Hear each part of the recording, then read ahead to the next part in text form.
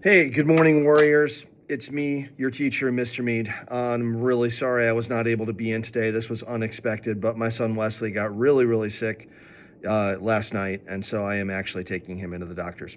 But what you've got today, we've got a very special guest teacher, so I want you to pay really close attention to her. And I want you to remember what we have been teaching about. She's going to be teaching you through conjunctions, prepositions, and interjections. Now, the conjunctions, we've talked about corollary conjunctions. It's basically a word that hooks two sentences together. It could be or, it could be but, it could be and.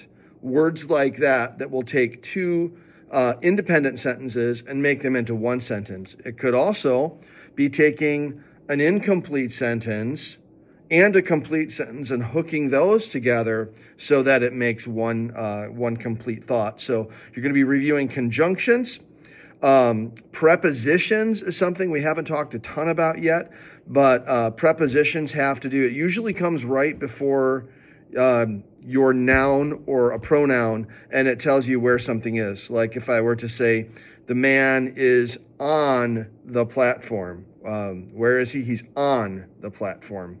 He's not the platform, he's on it, or he's above it, or maybe she came after dinner. Is she dinner? No, she is after dinner is when she came. So you'll be doing a little bit of work on that, and she'll go through it with you. I've got the book right here, page 238, 239, and 240 in the teacher's manual. And then you'll be doing 10.2. And I'm expecting that that's probably by the time you get through explanations and get this done, probably about a half an hour by the time you're done watching my video. Okay, so most of class today is going to be spent on your second body paragraph.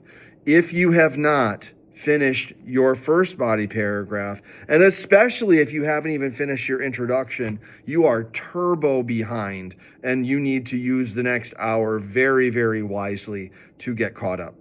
Okay, so let's review for just a second what our body paragraphs and what our introduction is supposed to look like. And to do that, I'm going to invite everybody right now to flip in your flippy book here, and we're going to turn perfect. Page 107. Actually, now that I think about it, why don't you guys go ahead and do your 10.2 and talk about grammar for about a half an hour and hit pause. When you're done with the grammar, I'm going to talk to you a little bit more. Okay, so hit pause. I'll see you in a minute. Okay, I'm back. So grammar's done. Let's talk about this. I'm on page 107. Please make sure that you're there too. Now, your essay is broken up into 5 paragraphs, okay? You're answering the question about which picture you think should be included in the museum to show the relationship between Native Americans and nature and their environment.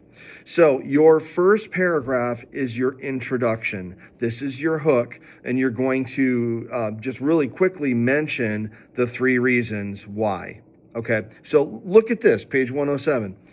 Dear Professor Jones, thank you for giving me the opportunity to select an image for the Great Plains portion of the Traditional Connections to Nature exhibition. You can call it that. You don't have to. You can just say for the museum.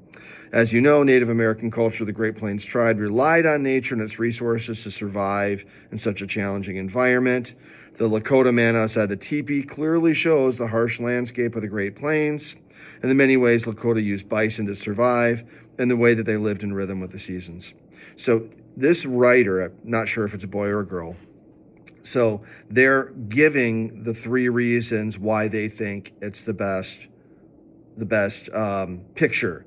They're not explaining the reasons, They're just listing those 3 reasons. So like, let's say, for example, you're doing the Thule, the lady with the hut, and your 3 reasons are she lives in the swamp and the materials for her hut came from the swamp, she's cooking acorns from the swamp, and she's made a basket out of stuff from the swamp. Okay, there's your 3 reasons.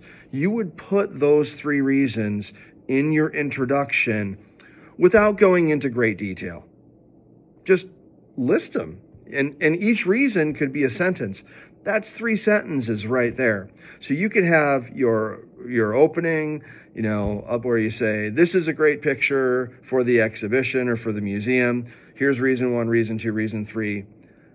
And then you state your opinion. And you could say, therefore, well, actually, yeah, right here on 107, they use the word therefore.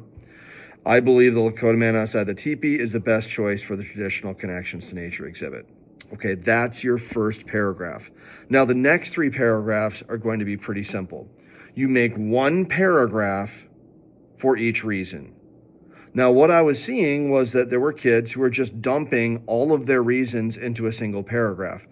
That's not how you do it. Once you've done your introduction paragraph where you introduce the 3 reasons, now you're going to go into detail. So, again, if you're doing the woman with the hut, and your first reason is about how her hut is made out of stuff from the swamp, give me 5 to 8 sentences about that. Explain. I can see the swamp in the picture, blah, blah, blah. And you would give me 5 to 8 sentences about that. That's your first body paragraph. Second body paragraph, the same way. Third body paragraph, the same way. And then you're going to do your conclusion. Which we'll talk about soon. It's February, guys. We've been writing paragraphs. I am seeing kids who are just typing and they don't have it indented. You have to be able to do that. If you're not doing that by now, it's not because I haven't taught you, and your grade will reflect that. So now is the time for you as writers to step up. Your time with me is rapidly coming to a close. I will be gone soon. And you will be a 6th grader. And I want you to go to 6th grade being able to write independently. So show me that you can do that. Make me proud, okay? I want you to work hard. You're going to have 45, 50, maybe 60 minutes solid writing time. The only thing I want your sub to hear is clicking keyboards. This is not hangout time. And you sure as heck better not go on any websites that aren't Google Docs. I want you working hard on this, and I want it finished before I get back, okay? I will be back tomorrow. I will miss you, and I hope that you have an amazing day. Thanks, Warriors. Talk to you soon.